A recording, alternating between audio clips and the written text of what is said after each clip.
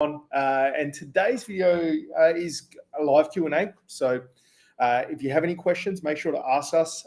We'd love to hear your questions. Chime in, say hello. If you're in the chat, jump in, say hello, introduce yourself. We're all family here and we love talking to you guys. But today's video is going to be about recapping our trip to Sabah in Malaysia. We're trying to do this as a more consistent routine, jumping on, let me fix this camera for a sec. Yeah, jumping on consistently, once a week to catch up with you all. But we're going to do a bit of a recap on Sabah. Like I said, if you have any questions, just leave them in the chat. If you're on Instagram, hello Instagram, leave them in the chat. Let us know who you are, where you're from, if you're traveling. If you have any questions about traveling or Sabah or anything, let us know. And if you're tuning in through YouTube, say hello, ask your questions. We're going to recap Sabah and what we thought of it, what we've done, if we ever come back, like those kinds of questions. So I suppose we'll just start from the top. Pauline, have you enjoyed Sabah? Yes. Cool. That's the end of the live, guys. Thanks, guys. See you later. But in all seriousness, what have you liked about Sabah so far? I really liked the wildlife. We've seen so much here. We've been to 2 different places to see the Borneo Big Five, and we have actually completed that.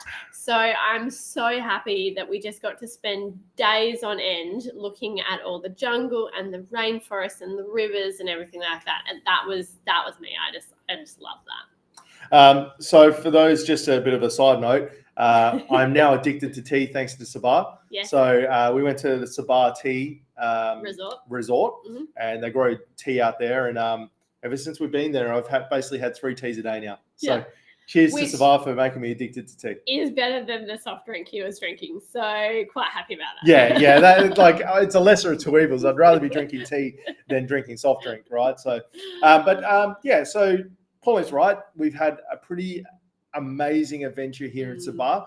Probably an adventure that most people don't get to do. We've really enjoyed it. Like not only that side of it, but also just the people. We've met some amazing people. Borneo Eco Tours has been, we've been doing a lot of tours with them, and Vincent, Lauren. I feel like they're just our family now. Like every time we see Lorian, it's like seeing a long lost uncle. Like, oh my gosh, Lorian! Yeah, and we've been spending a good chunk of the time not only in Kota Kinabalu, but also out in the countryside. So we've really explored a lot of Sabah. So got a few questions coming in here. We'll answer a couple of these questions and then we'll move on. So Yasin, absolute OG of the channel. Thank you for tuning in again. Hope you guys had a good time in Sabah. Yeah, we did. It's been one of our favorite destinations in the whole of Malaysia so far. And that's a big call because we've loved Malaysia everywhere we went, but Sabah especially, the things we've seen and the things we've done have really made the experience. And then Cinema Roll. Do you know that seafood in Sabah is cheaper than here in Peninsular Malaysia? Yeah. We have seen it, yes. Yeah, that wouldn't surprise me. We did see, but we didn't look at seafood too much on the peninsula. But the seafood here is very cheap compared to Australia especially. Oh gosh, the crayfish or the lobster that you can get is just spectacular, and all the different types of seafood, all fresh and ready to be cooked is just amazing. All right, so let's recap. Let's go back. So we arrived. Yep. So we arrived in Sabah about a month ago now, 3 weeks ago. Yeah, somewhere at the start. Hello, Yasirap. I'm going to butcher names. I apologize in advance. Absolute OG of the channel. Thank you for tuning in. You've been here since the beginning as well, which is really awesome to see you. So I think we flew in the start of May. I feel like there was a date there at the start of May. Can't remember exactly, but we were here from the start of May. So we have literally been here for just under a month. We intended to stay here for a few weeks. Then we found out how much wildlife and stuff was here. Exploring you can do. Yeah, exploring. So we went in and did that.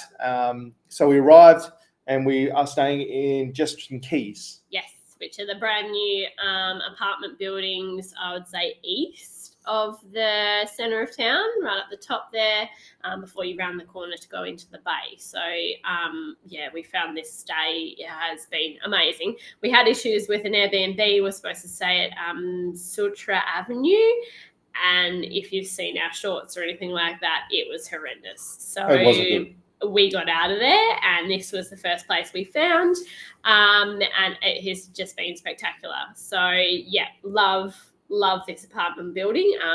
They've done a very good job to create it as an Airbnb or a homestay building. Not sure how many residents are actually here. I feel like it's pretty much majority of homestays. If you're ever here on a Friday afternoon, you can see everyone roll in for their check-in for the weekend, and then everyone roll out again on the Sunday or the Monday. It's just nice to see that there's still a lot of people travelling, and the pool here is just chockers. 6 p.m. at night time. There was no word of a lie. Today there would have been 50 people in the pool. Yeah. That's the size of a normal pool. Yeah. I couldn't believe it. We're looking down and going, wow. Now this place that we're staying in, Jeston Quay, has set the standard for Airbnbs. Yes. From what we understand, we spoke to the owner of one of the Airbnbs we stayed in here, and it sounds like they built a whole second tower pretty much just for Airbnbs. And so it's equipped, they've been designed to have travelers in mind, which is awesome. So this has been one of the best Airbnb locations we've stayed in. Yeah. And I remember we traveled about 10 years ago to KK, and it was so difficult to find accommodation. So difficult. Yeah. And now places like this exist with 600 units for Airbnbs.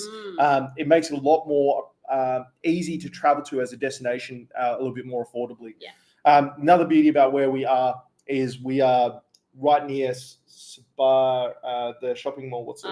Surya Sabah. Surya Sabah, and this end of town. So it's really convenient from a walking perspective. The night markets on Friday night that pop up in the middle there, they're amazing as well. We've been to the Filipino market a bit further down.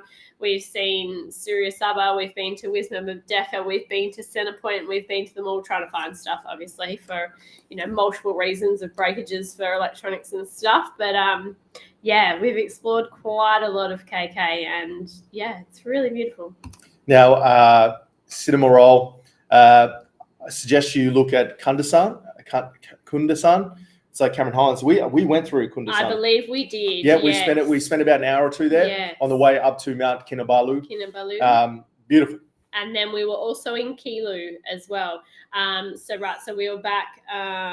So our first thing the biggest thing that we probably did was go to.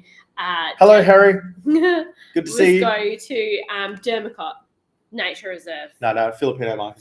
Filipino market first. So the first thing we really did when we got here is, to be fair, we've been doing a lot with Borneo Eco Tours.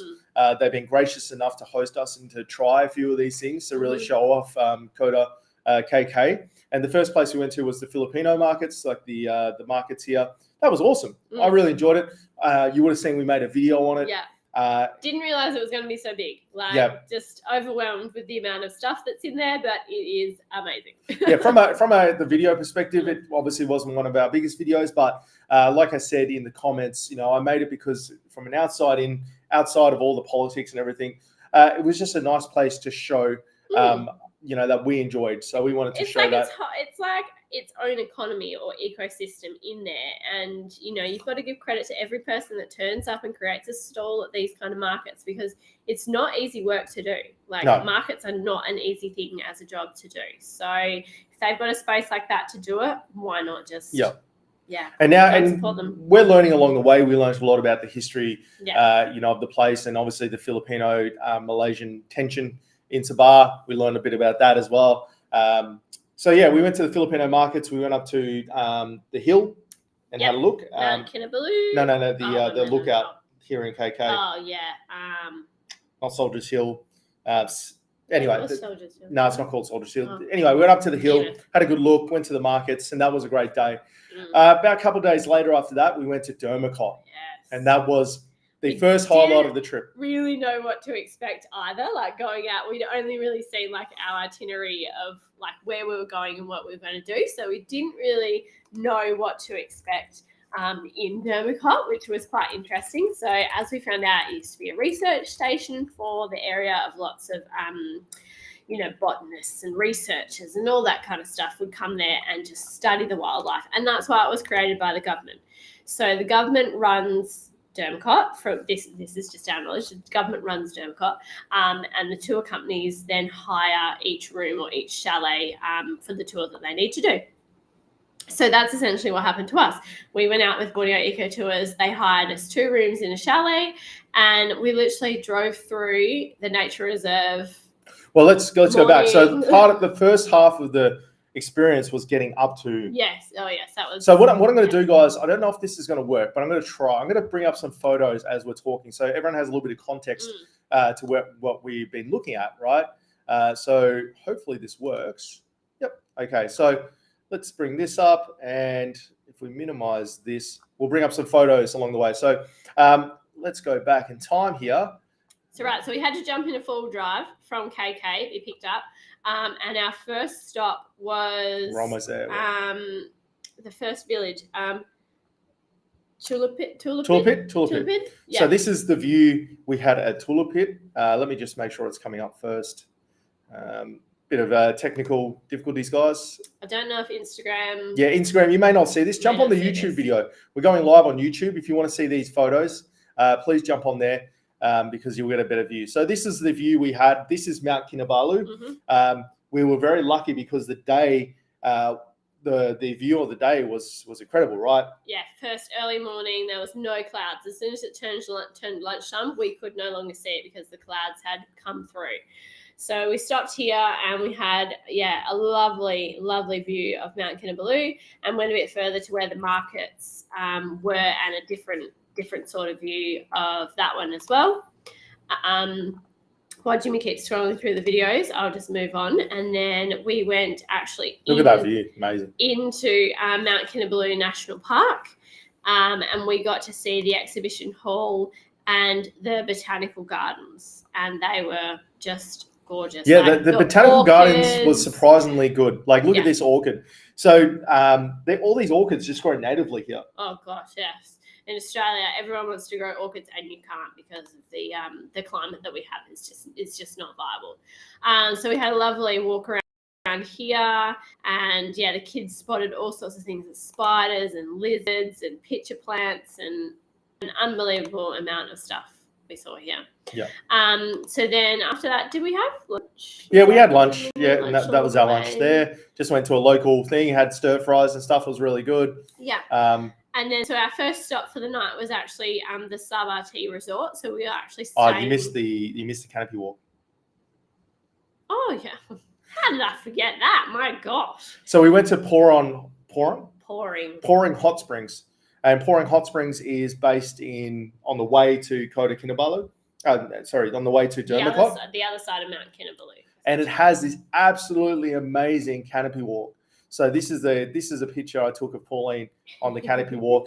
The photos, the videos I've got don't do it justice, but like, look at this, absolutely amazing. You have to climb like 500 meters to get up to it, but you are literally at the top of the trees. It's like, it was absolutely unreal. Yeah, such a good experience just going to the top of the canopy. So this is up on us on one of the platforms. So good. It was such an amazing experience. Then from there, we went to Sabah Tea. So this is Sabah Tea here. So this is us sort of sitting down for first dinner. This is my first addiction to getting addicted to Sabah Tea. This is my first hit of Sabah Tea. But it was pretty late by the time we got in. So, we were sort of ready to. We chatted to a few other tourists there, and got, there's people that come in from all different directions on all different tours. So we got to have a quick chat to them, which was nice to see where they'd come in from and where they were going to next. And then, like I was saying, we got to stay over the night at Sabah Tea, which was gorgeous. We woke up in the morning to clouds across the top of us, and you could barely see Mount Kinabalu because of the clouds. And we had a lovely breakfast there, and then we did our last leg. Oh wait, so cinema roll. Actually, the name Sabah comes from the word pisang Sabah, so banana Sabah, which means banana Sabah, which is actually the name for a banana that our ancestors planted. Thank you so much. That's great to know. Harry with nice. Yeah, it was really good experience. Is that why they fry bananas at every single market? Oh yeah, I'm addicted to those too, to be fair. Yeah. So this is a photo in the morning at Sabah Tea. You can see all the mountains behind us and all the tea rolling down the hills, which is really nice as well. So this is the second day of our 4-day trip. Yep. So another beautiful shot of the hills and the mountains.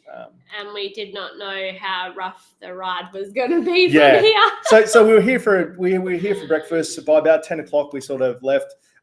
One really interesting thing about Sabah Tea is they have a memorial to the death marches that happened here during World War II. So sad, you know, thousands of Australian and British soldiers and soldiers from all the Commonwealth countries basically just got marched to their deaths by the Japanese.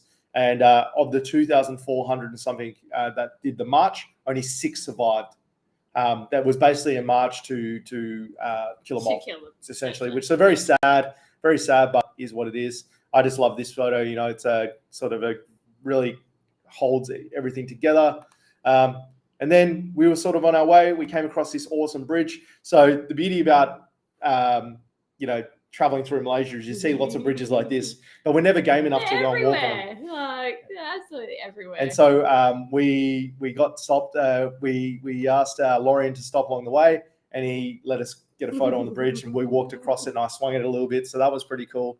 That was really good fun, actually. The water was so clear. Yeah, it was very clear, very clear. What's the subby? So happy you guys enjoyed your time in our country. Yeah, we love Malaysia. We talk about how much we love Malaysia a lot, actually. And the boys look very happy. Yeah, the boys love nature, and so being in nature really was a highlight for us. I don't think we realised how much they actually did love nature until we started this journey into Dermacot. Because the next few days they were just in awe of everything that we saw. So 100%. Yeah, 100%. And then we've got the death march was a sad event. It was a very sad event. I wasn't aware of that. I never got taught about that at school. But it was a very sad event that we learned a bit about. So we basically made our way to Dermacot. This is the boys squashing mum in the back of the car. You know, standard stuff that you do when kids are bored. This is a chicken we found with babies. So you can see its little babies here. Chickens with babies. And then we entered Dermacot and we've seen this sign. How funny is this sign? So it's basically a sign that's out the front of the Dermacot Resort saying that there's deer and elephants and wild pigs, orangutans, bears, and this is supposed to be like buffalo. And then look at that, Michael Jackson. Be aware of Michael Jackson. Look at that. I thought that was so funny when I seen that. We had to ask one of the guides why he was on the sign because it was just so weird. Yeah, it was. I looked at the sign and went, the first thing I noticed is like, why is Michael Jackson on there? And apparently it's supposed to represent the spirits. That's what we got told. So that was quite funny. But every sign that's in Dermacot Reserve warning about animals has Michael Jackson on it. So someone had a sense of humor. Back in the day when they started up, like the state started up the nature reserve and people were coming in there to explore, they believed that there was all these spooky spirits or spooky things happening while they were out there exploring. So that's why Michael Jackson got put on there as a funny joke that it's supposed to be like Thriller. So if you guys, if you're watching on Instagram, make sure to jump into YouTube. That's where we're showing these photos. You'll see the Michael Jackson sign we're talking about, and come and join in the conversation. We love talking to you guys. We just answer the questions as they roll through. So Cinema Roll has a question, has a statement. Did you plan to go to one of the islands at Sabah, like Mabal Island or Manukan Island? Like the sea is so clear there. I went there one time and swam above the coral, and it was so much fun. I believe we're going to the islands on Monday. Yep. I don't know which ones. Yeah, we're not sure which islands, but we are going island hopping on Monday. So we'll have a look at that. So so we got to Sandakan, and this is the Dermacot, and this is the view from our chalet at the research center. We were up one of the steepest hills there. Yep. Like to walk up was intense. And the jungle, like we were literally in the middle of the jungle by this point. We'd driven like 40 kilometers through the jungle to get to this research center. For those who don't know, I'll just bring up on a map. Dermacot is, I'm just going to bring it up on a map so people have context of where it actually is. So Dermacot is actually right in the center of a massive forest reserve, and that's Kota Kinabalu there. And you basically have to go in here and drive through the middle of the wilderness, basically on a very bumpy gravel track. It's a logging road. It's not great. So we got there. This was our dinner, and then lemon chicken, just basic stuff. Obviously, Riley enjoyed it. Look at his hair; he's ready to go. And then we did our first night tour. So this was a butterfly that landed on Liam, and he was moth, and he was pretty happy about that. But then our first night tour. So basically, what you do with Dermacot is you get in a car at 4:30 in the morning. You walk, you sit in the back of it. You drive around for 3 hours. You go have breakfast. You have a rest. Then you get in the same vehicle in the afternoon. Drive around for 3 hours, looking for animals. Come back, have a dinner, hop back in the car, go out again. So this is the first night tour. So we basically, what you do at night time is you shine a spotlight out into the trees and you look for different animals. Good footage, but that was either a civet or a big red flying squirrel. Yeah. But essentially, that's what we did for the first night. So we went out and we were like spotting animals in the forest. So that was awesome. And then it started raining the first night, so we had to hunker into the vehicle and come back early. And then so we got a comment here. If you love diving, go to Sipadan Island. Okay, that's good to know. We're making an itinerary of other places we haven't visited. So when we come next time, we can do it again. And then so we came back and then basically had a sleep and then 4:30 in the morning. Headed out at 4:30 in the morning and. Dun, dun, dun. This was the absolute highlight of our 4 months we've been away or 5 months we've been away, is spotting these elephants. Pygmy elephants. So for context, these are Borneo pygmy elephants, and there's only 1,200 of them left on the planet, and we've seen about 25 of them. Yeah. This is one of the few places in Borneo that you can see them, and they only exist in Borneo. Yeah. The thing that makes them very unique is they're only like 2.5 meters tall. Yeah, so they're not much. That's the tallest they'll grow. Yeah, so they're not much taller than a human being, and they look like baby elephants even when they're adults. And they're like a pinkish color. Yeah, like a pinkish pink color with the grey hue. So it was incredible to see those elephants. Those elephants were the absolute highlight of our trip, and we spent basically 4 days trying to find them. So we're driving down the roads, and we noticed them. The elephant dung and the trees have been wrecked. And I think I've got a photo of where they actually went into it. So the boys were beyond excited by this, like seeing these elephants, because it was a pretty awesome thing to see, to be fair. Find them.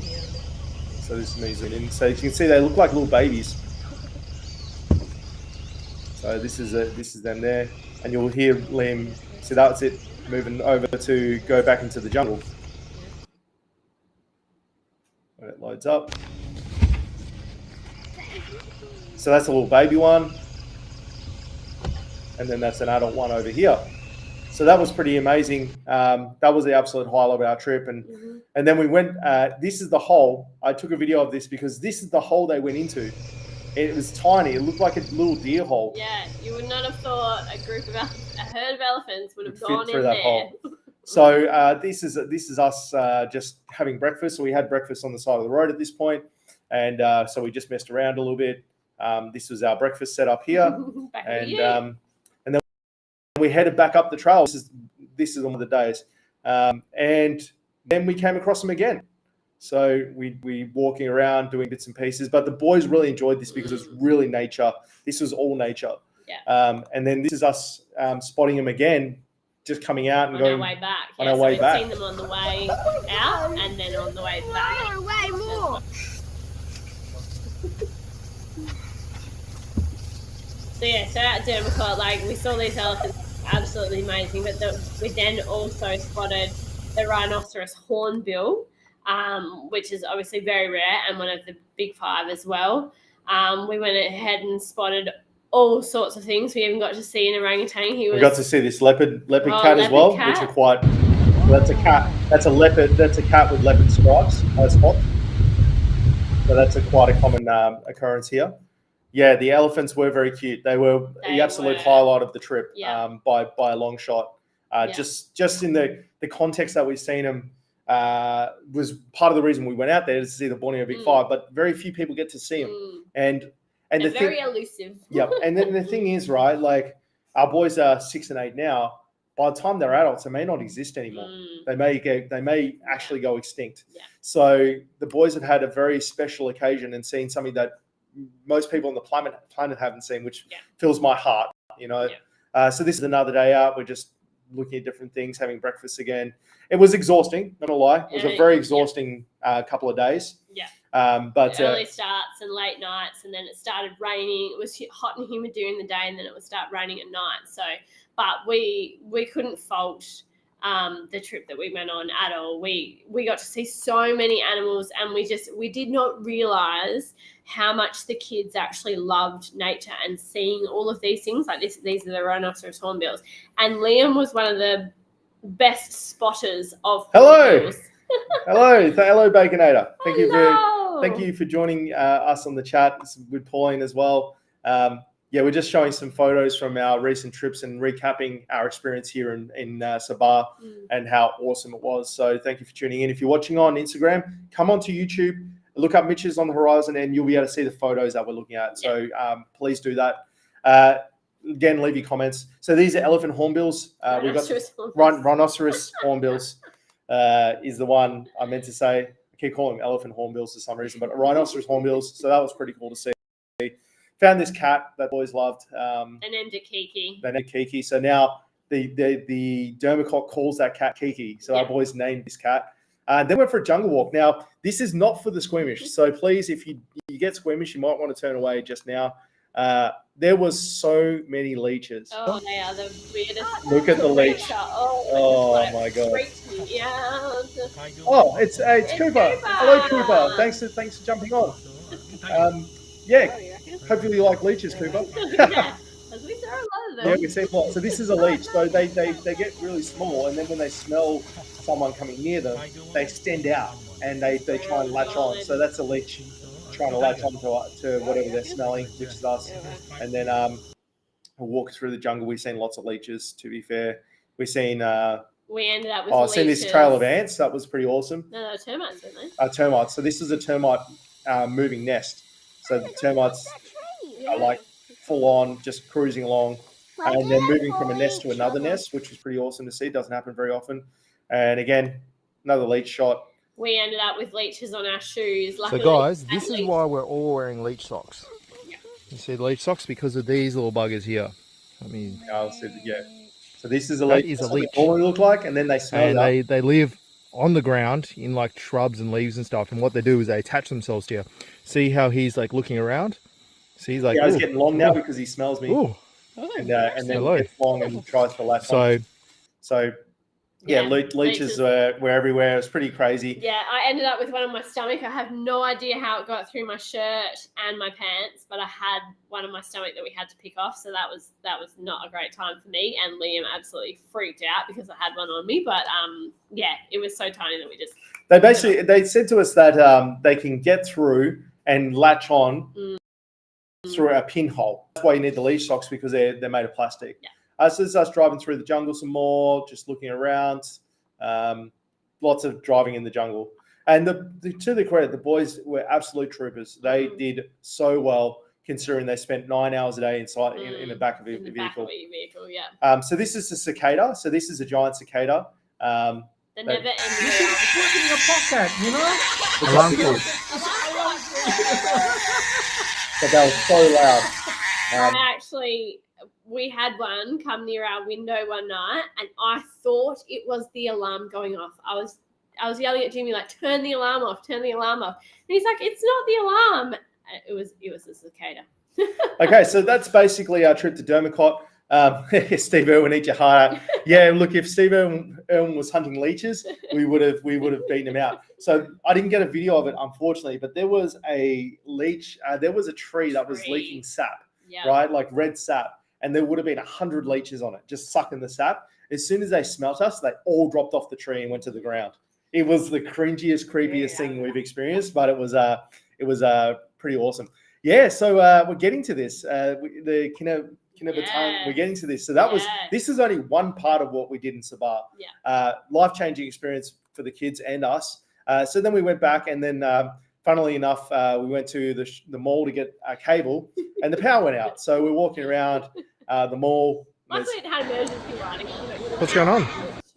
Yeah, we had to get this cable. So we're shopping through a shopping mall with no power on, so you can see. What are you doing, Pauline? Trying to find in a the cable. dark. Just shopping in the dark. So that was something that happened to us.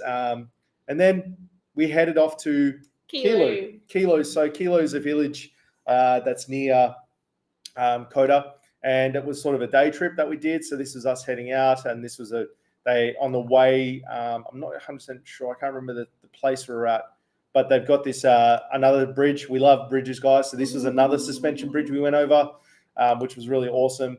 They had a little markets there. So we went over the bridge, seen some oxen just in the river. That was cool.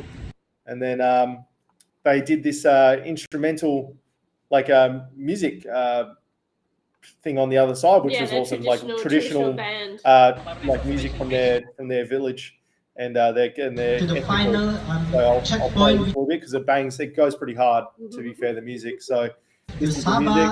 Sabah. I'll just fast forward a little bit. Our activities when it comes to art and culture. So I'm going to play Each and every instrument we have here. So Let's play it. okay, here we go. This All right, here we go. we also perform a dance. Nope. All right. I don't know if you guys can hear the audio, but it's pretty cool. I like the kind of like, Yeah, he's cranking. yeah. That's pretty cool. Love it. Just a fusion. It was cranking. They were getting into it. It was really cool. So we listened to that, and then we went to the village, went over another bridge. Again, told you we like bridges. Over this awesome river, and then we went to this like cultural village, and we had tea with them, and then we went and learned how to sift rice. So like separate rice from the husk. Yes, so we had to get the husk off first. And I was told that this is actually a woman's job. So yeah, we have women's and men's jobs, but that's okay. We all chipped in and did it. So we had to try and get the husks off of the rice, which is not an easy feat to do. And then you actually have to sift the husks from the rice, and they call it flying rice. Jimmy wasn't very good. No good at sifting. No, I wasn't good at sifting. Pauline got the hang of it pretty quickly. So the boys had a hand at doing that, and they enjoyed that. I enjoyed it as well, to be fair. And then we got to play on stilts, basically. So essentially, because they have pigs and stuff in these villages, what they do, and their buildings are up high because of the water, they use stilts to go from between house to house. So if you want to go to a friend's house, you don't walk on the ground. You don't walk on the ground. You walk on stilts. Yeah. So they had the stilts out that they use, and they're just bamboo. And we were giving it a try. So the gentleman that was doing the tour, showed us how to do it. He was an absolute master. He's done it all his life. They actually have running races for these stilts. Yeah. So this is him going hard on the stilts. Okay. Go! So he was amazing. So he was saying that the ones that they actually use in the village are a lot higher off the ground. These are like tourist ones because they're a bit lower. But then I tried my hand at it, and you actually did all right. Who thinks that I made it? Let's see what people think. Come on, Jimmy. I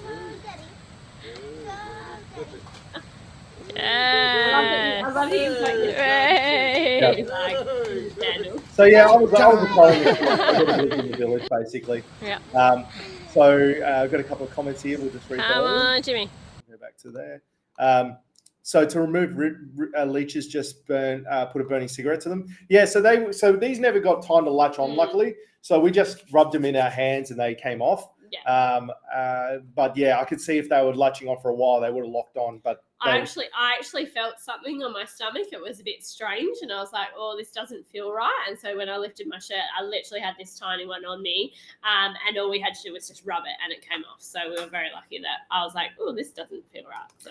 And then Danny, hello Danny, good to see you. Sounds like a great adventure. It really was. It was an awesome adventure. Yeah. So we continued on, and then we tried our hand at blow darts. The boys had a crack. Pauline had a crack. Riley actually got it right in the center of the coconut. So First time as well. so that's his dart there. So he's a natural at shooting blow darts.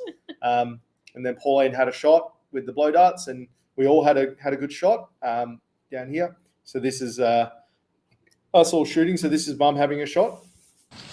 So this is how we put the kids to sleep at night. Straight in the middle. Well, that was good fun. The boys could have done that all day. Oh, That could have been just the whole tour for them. Yeah. Me being me, I had to I couldn't just go close, so I went as far as I could practically go, and I shot from 20, 30 feet away just to see if I could hit the target. You got close. Yeah, I almost put it through the plastic. It was just slightly under it. But that was good fun. And then we went to a rubber tree and tapped some rubber. So the boys learned a lot about how rubber works. Our tour guide is actually from the village, and he owns 150 rubber trees.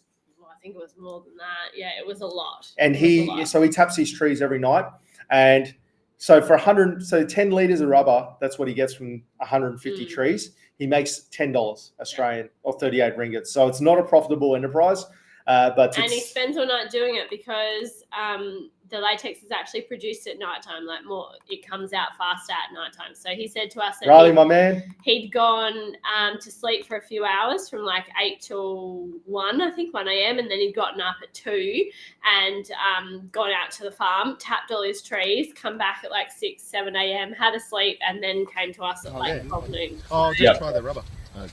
He was a very, very busy man. Always trying new so stuff. this will be a TikTok coming out, but I got told the rubber wasn't toxic, and you can actually try it. So I tried the rubber to see what it would taste like. It tastes kind of like orange. And it kind of tastes like orange, to be fair. So I'm not afraid to try anything. You guys have asked me to try durian so many times. I will try it. If I'm going to try rubber, then I'll try durian. So we continued on up until up and through the hill. And then we ended up at the local village here. And then we had lunch with our guide and his family. So they made a home-cooked meal for us, which was absolutely amazing, by the way. Some of the best pineapple I've ever had in my life. That pineapple was amazing. And it was straight out of the backyard. Everything was so good. The pumpkin was a nice stewed pumpkin, and chicken and rice and veggies. It was all, So it was a fantastic meal. That was one of the best meals we've had. Yeah. And it was just made with a lot of love. The boys absolutely loved it, as you can see. They really enjoyed their meal. And then we headed back, did a bit of work. Then we went to the night markets a few times. So on the weekends, they have a night market. They're just like a pop-up night market. Yeah. So I got a tom yum soup, which basically killed me. It was so hot, and everyone else got bits and pieces. This guy was making balloons, so it was good. And then there was all these cars. So that was at the mall. But we'll skip to the second part of the trip. So the second part of the trip was where it all was the second big thing we did here, multi-day tour event, was going to Sundakan and going to Sakau Rainforest Lodge, which is on the Kinabatangan River. So this was an epic journey. So we had to catch a plane out from KK to Sundakan. We had to get up at 4 a.m. in the morning to catch that plane. So the boys, this is one of the highlights of the trip for the boys. So they didn't have one of the transfer stations. You basically had to walk to the plane, and the boys thought they were in heaven. In awe. I was just like, oh my god. We get to walk on the tarmac. Oh, the plane. So they really enjoyed that. Then we got to Sundakan. It was it was about midday by the time we got there. Loaded up onto the bus, and then we went to Orangutan Sanctuary, Sepalok Orangutan Sanctuary. We literally rocked up, and there was an orangutan just walking out the front. Yeah. So that was an orangutan just walking along the road back to whatever tree you came from.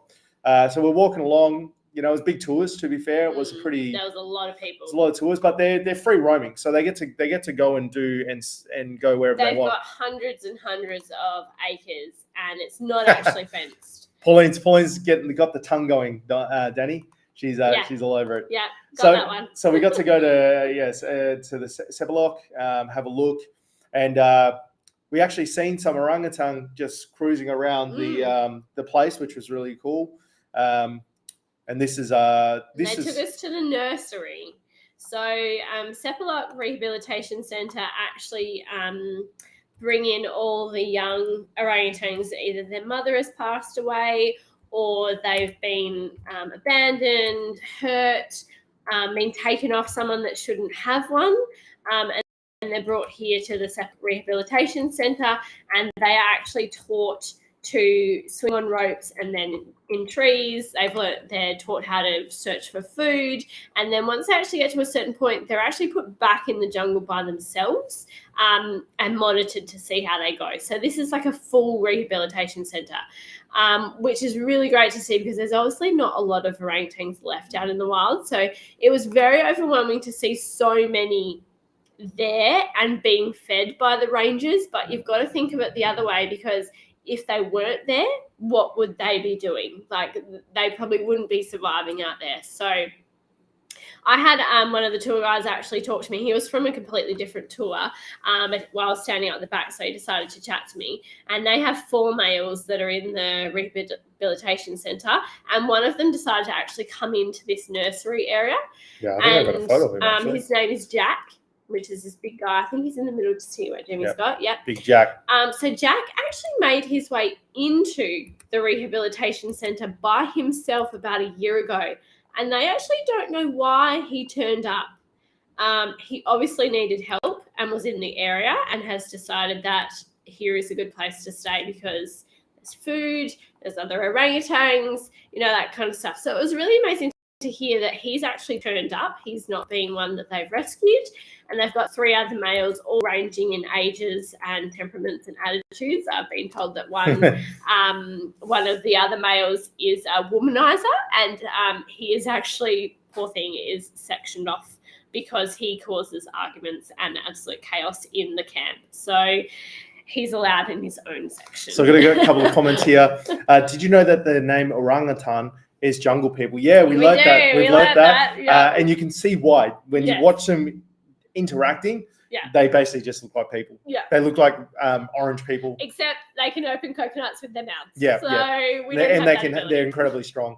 So Vincent's in here. Vincent, thank you so much for your hospitality on this tour. We miss you too. Yeah, we miss you. You were an absolutely amazing guide, and you made our trip that much more special. So very much appreciated. Yeah. A lot of the facts and figures and stuff that we're giving you now has come from Vincent. So, and thank you for answering all of our kids' questions because they had a lot. And my questions, I asked a lot of questions too, to be fair.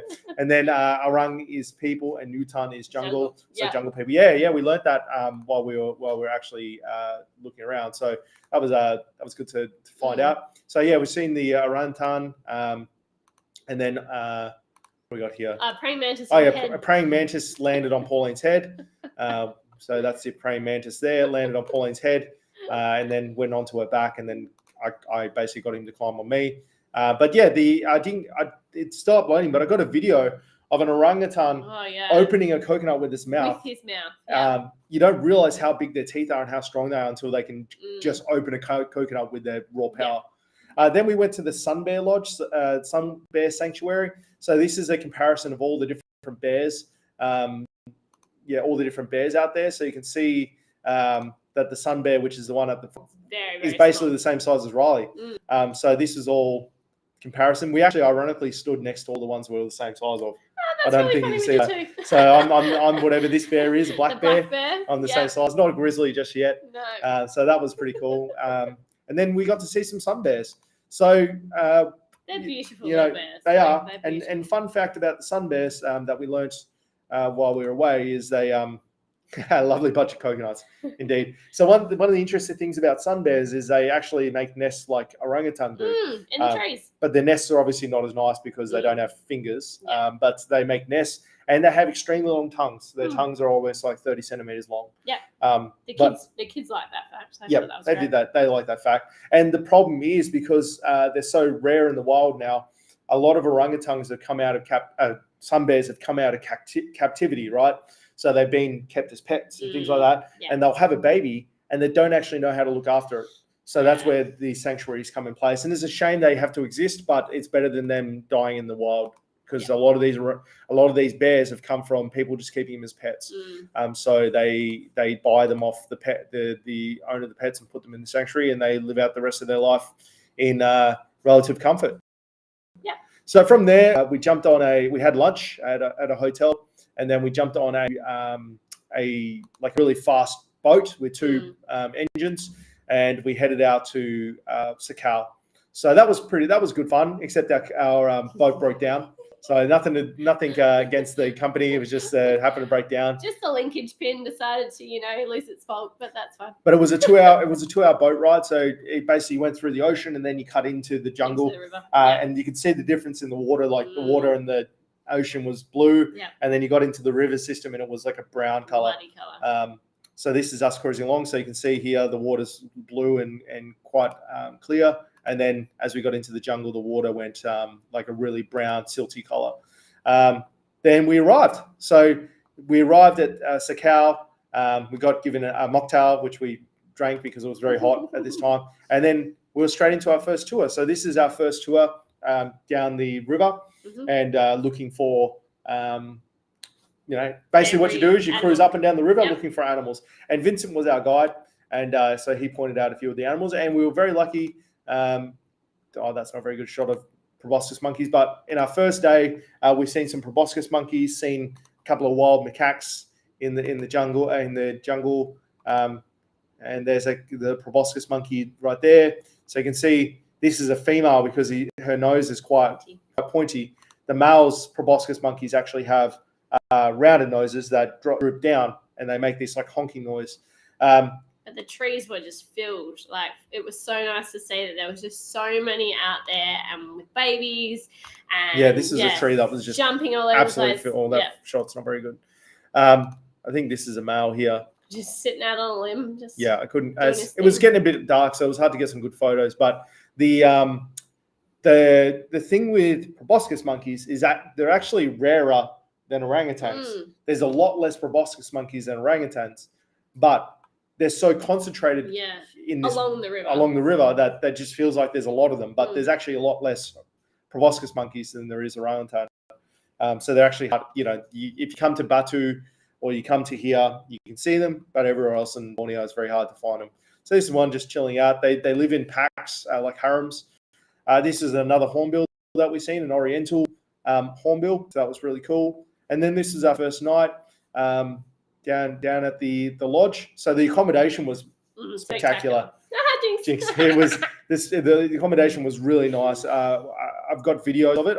We mainly went out there to make videos, so I don't have many photos. But this is us in some traditional sarongs, Malaysian sarongs, for the area. So we wore those to dinner, and this is Pauline and hers. Now, something super interesting about this photo, guys. Have a look in the top left-hand corner. There's a bat. We got bat bombed. Yeah. Bombed. We got bat bombed. There was so many bats out there. There was no mosquitoes because of all these bats. And I was taking a photo of Pauline with the kids in their sarongs, and a bat flew through the photo. Straight through the middle. And photobombed us. So that was quite a rare shot. I think I've got a bat mid-flight. That was pretty cool. And then the next day, went out at 6 o'clock in the morning. 6 o'clock. 6 for our so it was beautiful that time of the morning. Like it was really glassy, and got to see the sunrise. And we got really lucky to see an orangutan out in the actual wild. And we were lucky because we ran out of fuel. Yes, lucky Vincent checked. They hadn't actually filled up the vehicle, the boat, and so we had to turn around and get fuel. And then we happened to come across this orangutan. So this is a young male orangutan just in the wild in its natural habitat.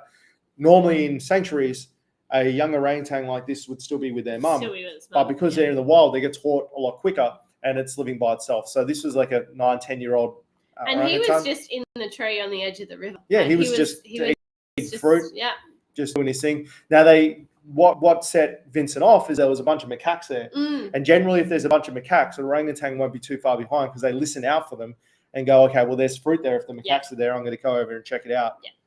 So just some nice shots. This is a couple of hours at a time we're out, so we got some shots of all of us. Then seen a silverleaf monkeys. So these are monkeys that basically have hair all over their faces.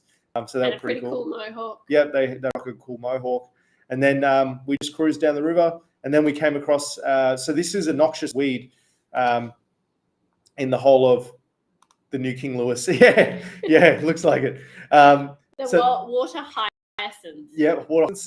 Basically, it's a weed that grows on the surface, but to stay afloat, because it's not actually anchored to anything, it absorbs all the oxygen in the water. So it's not good for the environment. It does create natural habitats for like frogs and fish eggs and stuff, but like you can see, it just like takes over.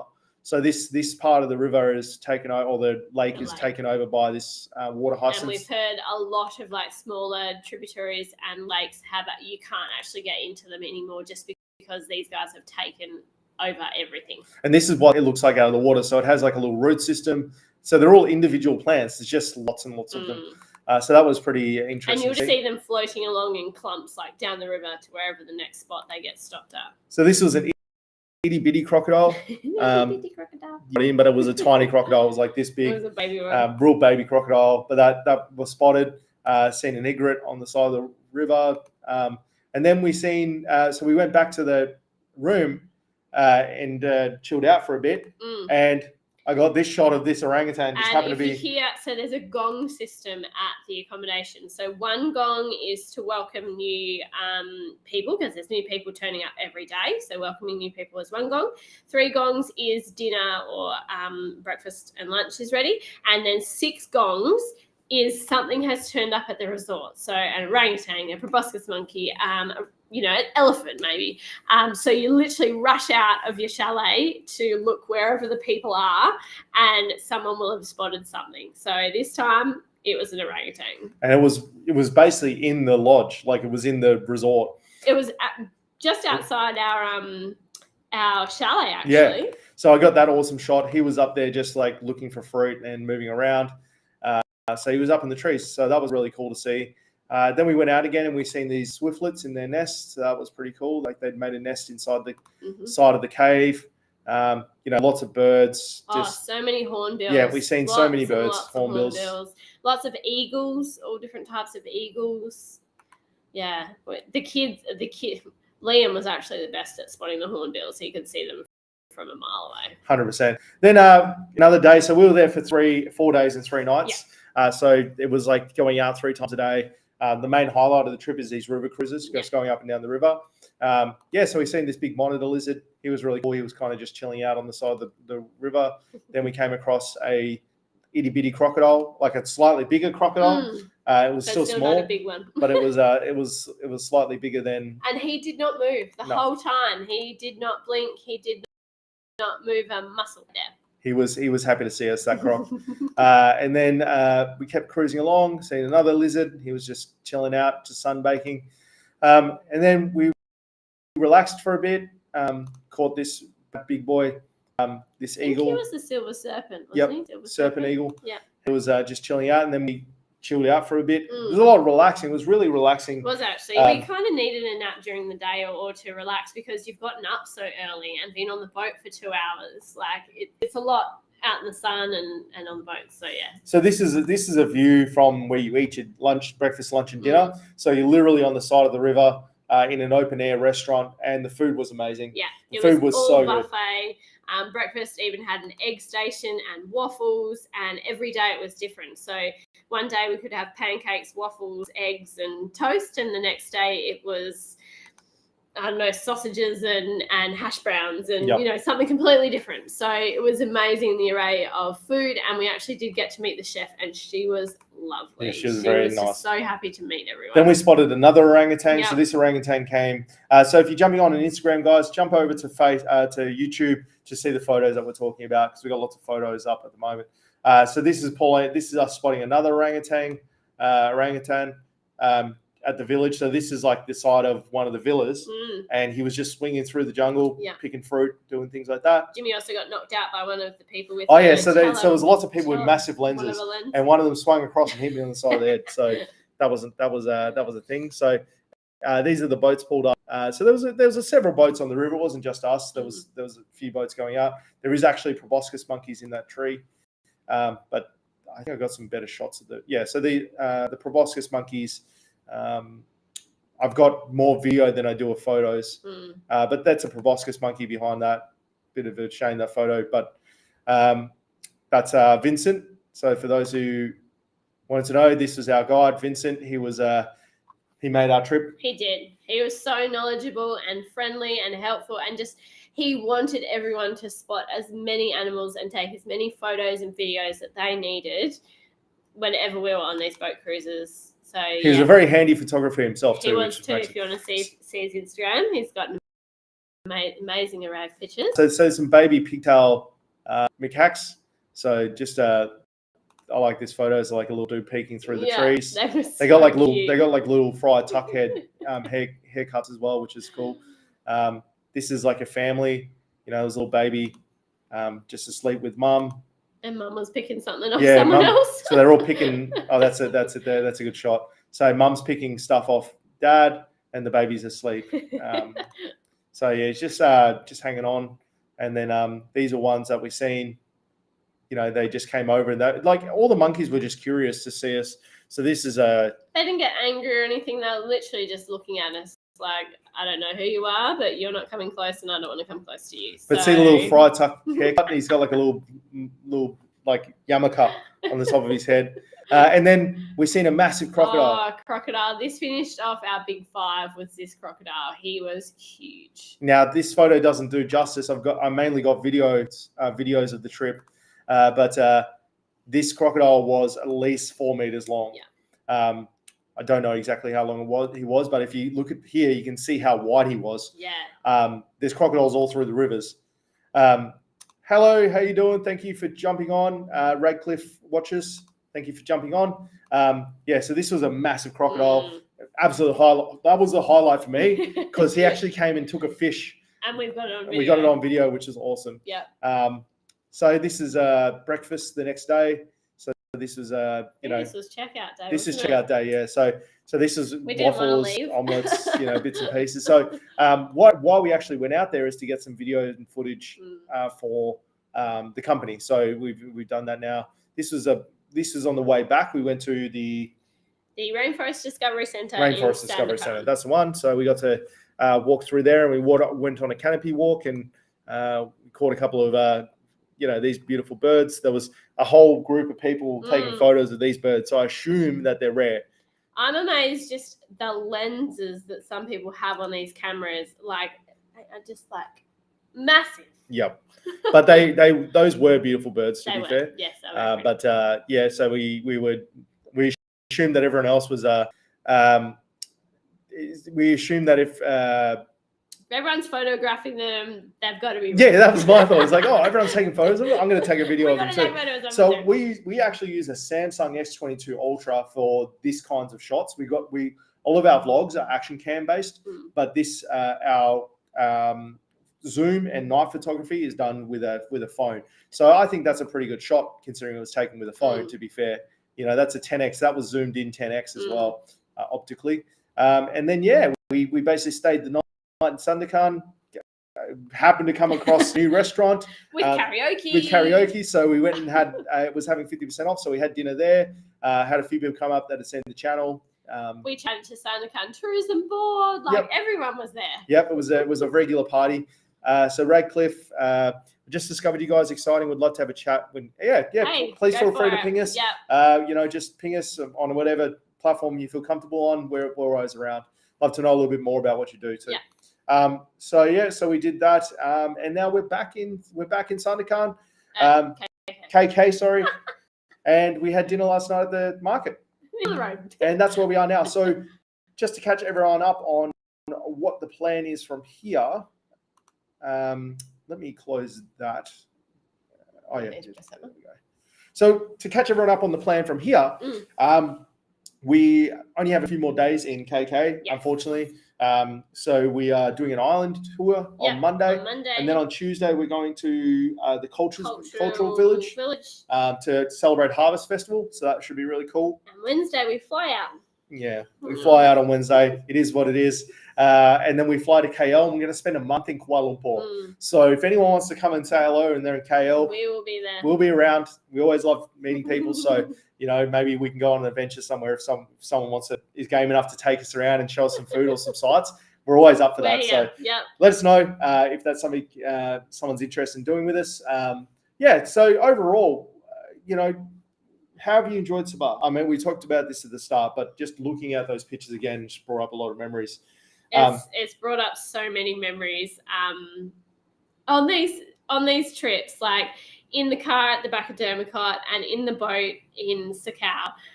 I am just a person that just sits there. I don't listen to anything. I don't want to talk to anyone. Like, I just want to look at wildlife because I'm in awe of all the wildlife that is over here, and just how many beautiful animals are here and the surroundings. Like, it was just so serene. And, you know, there was issues, you know, they do palm oil and there's rubbish and stuff, but you've got to look through that and just think there's so much rainforest out here and so many animals that are still here that you need to come and see it. Like, you just need to come and see it. And that's what I've loved. I have loved seeing all of the animals.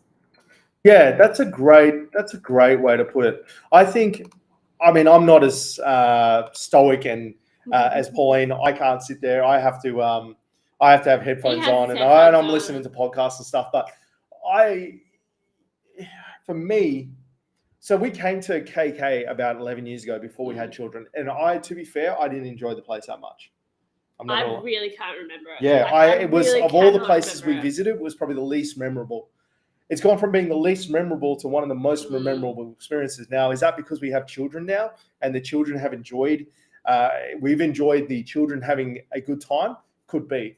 But, you know, it was nice to share special memories with the children, you know, because that's why we're traveling. We're traveling so that the boys get enrichment, we see things, we spend time together as a family. And when we're spending 9 hours a day just cruising around looking at trees, you learn a lot about each other. The boys worked out how to entertain themselves and kept themselves entertained. They started a list of all the animals that we had spotted. No matter what type of bird it was, they wanted to write it down. So I have a massive list on my phone of every single animal, insect, bird, whatever we spotted. They were just wanting to write everything down and include the numbers of how many we'd seen. And yeah, they were just so happy to be there and learnt so much. They still tell us, like, did you know the orangutan is this? And did you know the sun bear has a tongue that's this long? And did you know, we just have these facts, like these facts just reeled off to us, and we know that we're doing something right. Like, we're doing something right for them. So hello from WA. Hello. We miss WA. We miss being over there. Thank you for tuning in. We're just talking about Kota Kinabalu, which is in Malaysia here. So KK has definitely moved up the list for us of places. You know, we've enjoyed all of Malaysia. Don't get us wrong. But we are people that like to explore, and we are people that like to walk and just use our legs, and you know, that kind of we are people that like nature, and yeah, I think KK ticked that box for us. Buddy Wolf. Is this Uncle Graham? Is this Buddy? Is this our dog? Hello, Buddy. Hello, if this buddy. is our dog. Thank you for tuning in, Graham, if you're watching this. And then we have a comment from Abdul. Be careful, follow standard operators, practice safety first, cost the jungle a lot of wild animal, enjoy your trip there. Yeah, this is something that we are conscious of. So like Dermacot, that was an interesting experience because I feel like tourism has saved that place somewhat because they were logging it. Yeah. And they're doing a lot less logging now because tourists are actually seeing the place and they've got another form of income. Yeah. Now, does that remove the fact that tourism has a footprint in these places? Well, yes. Same with Sakau. You know, we're driving around in boats and washing up the shore and scaring animals and stuff. Like, we are conscious of that. This is my hope. You know, we are taking the boys and we are taking the next generation of world citizens, right? That's the way I look at this stuff. Our boys will grow up and they'll hopefully travel and be strong individuals with a voice. We're taking them to see this stuff so they have an appreciation for this stuff so that when they're older, they can do something about this. And they even understand now that palm oil is not the right thing to be planting at all. We've told them all the facts and the figures, all the tours that we went on. They have gotten every bit of knowledge that they need to. And every time Liam saw a palm tree plantation, he was just like, that shouldn't be there. They shouldn't be doing this. Yeah. And you know, like I would argue that, you know, we're kind of too late to not too late, but like our footprint is too small to do anything about this stuff. But the more you are educated on this stuff, so the more that tours like this exist and the more that people get a chance to see these animals and see them in the wild and see what happens to their environment when humans interact with it and change it, the more chance they have of not doing that in the future, quite frankly. So like we just try and practice responsible tourism as much as you can, given where we are. We just try and practice responsible tourism, and we are trying to educate while we're doing this stuff. So it's not just a matter of going, oh, we're going to go see some orangutans because they're in front of a glass. It's like, actually, these are orangutans. They're rare. Like their habitat's being destroyed. So a place like this, while it's sad, has to exist. Otherwise, the population collapses and they won't exist anymore. And that's essentially why we chose Borneo Eco Tours as well, because they are very big on creating sustainable tourism, because they promote creating less rubbish. You're not allowed to you're allowed to obviously bring a plastic water bottle with you, but it is promoted that you actually fill it up, because they have refillable stations there, like filtered water that you can drink. So it is promoted that you fill up your water bottles. You don't bring extras. They don't have them on offer for you to take or buy or anything like that. You are told to bring your own water bottles. We barely saw any rubbish at all at that place, because they don't produce that type of rubbish like other places would. There's no takeaway items and that kind of stuff, no plastic bags. So that was very nice to see. And their whole lodge was spotless. Even along the river, there was no rubbish, no pollution, no nothing. Yeah, so they're very conscious of that. So overall, Sabah has been an absolutely fantastic trip. I would highly recommend coming here as a family. Yeah. There's lots to see. There's lots to do. There's lots of activities. Many things. You're not going to find a big theme park like in KL. No. So it's not that kind of trip. Your kids, wildlife. Yeah, your kids aren't going to be able to go to a theme park or anything like that here. But they will if you enjoy nature and you want them to get closer to nature. It's one of the few places in the world you can still do that. Yeah. So enjoyed it immensely. Would highly recommend people come here. If you're going to come here, use Borneo Eco Tours, because they were really good. Get to hang out with Vincent, who's also awesome. Or Lorian, or any of the team. And yeah, guys, we'll keep you up to date. We're going to make this a weekly thing. We'll just talk about different topics once a week. But thank you so much, guys, for jumping in.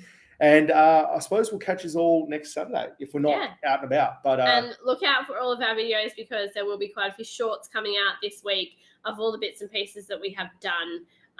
We obviously had no reception while we were out in Dermicott or Sakau, so we are very, very far behind. But we are hoping to get a lot of shorts up for you. And I've got a really awesome video coming out tomorrow. Okay, we'll wait for that one then. It's going to be one that gets a lot of views, because you guys are I don't know what I'm whispering, but you guys asked us a lot of questions in these lives, and I took those questions and I asked the kids to see what their response was, which was actually a suggestion from one of you guys. It was from last Saturday's video. So I made a video. We made a video. I sat down with Liam and Riley, and I asked them questions of like, what do you think of Malaysia? What's your favorite food? What don't you like about Malaysia? And it was very cute. So that video is coming out tomorrow. So keep an eye out for that one, because I think you guys will really enjoy that. So, guys, thank you so much. And we'll catch you all next week.